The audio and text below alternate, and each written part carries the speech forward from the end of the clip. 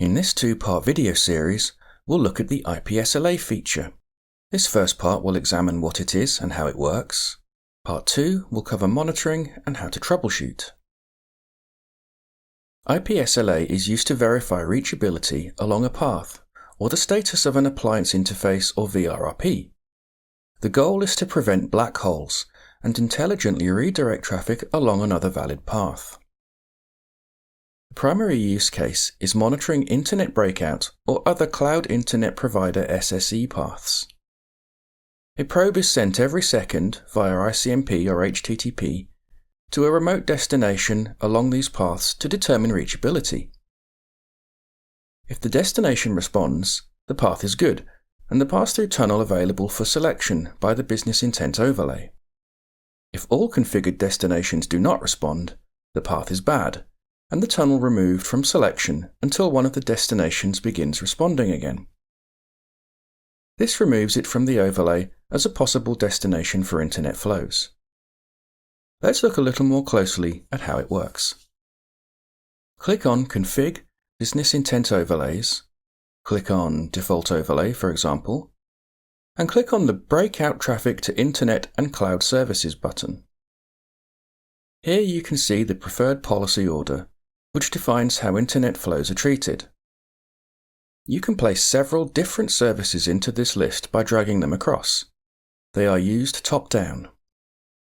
In this example, Breakout Locally is at the top, so any interface labels matching those in the primary box are used first. These are themselves ranked automatically, which is a calculation based on all these other options, any of which you can select individually. If any of the primaries don't match any performance thresholds you might set here, or they are all otherwise disqualified, labels in the backup area are used next. You can see all breakout and third-party tunnels in Config Tunnels in the pass-through section. Normally, they'll be green and up active. If IP SLA disqualifies a pass-through tunnel, that is, none of the destinations responded to the probes, the tunnel is marked as up IP SLA disabled. This means the tunnel itself is there, but it's been logically removed from the choice of paths. The next primary is used instead. If that is disqualified, the backups are used, and if all are unusable, the next item in the preferred policy order is used. There's a bit more to how primary labels are used, but that's outside the scope of this video. For more on that, search SD-WAN About Best Internet Breakout.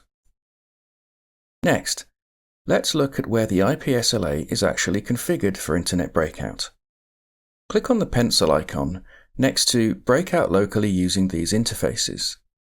This is where the IP SLA rules for all Internet breakout pass-through tunnels are configured, and these are global for all overlays and appliances. You can see that 3 destinations are pre-configured: sp-ipsla.silverpeak.cloud, Quad 8, and 8844. The default settings are generally good for most environments, but if you'd like to know more, search IP SLA tab for more information about IP SLA and the configuration parameters available. Same information is available on Config IP SLA and clicking on the blue question mark button. We also have a video walking through each of the parameters. Search YouTube SD-WAN IP SLA configuration parameters.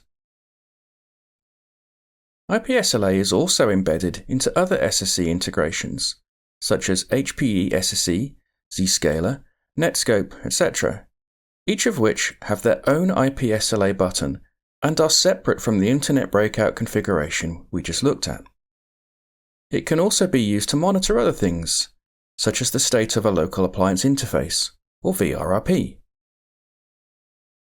From version 9.6 onwards, individual routes can be monitored and managed with the new route labels feature. You can create route labels and apply them to local static routes. The labels are then associated with one or more IP SLA rules.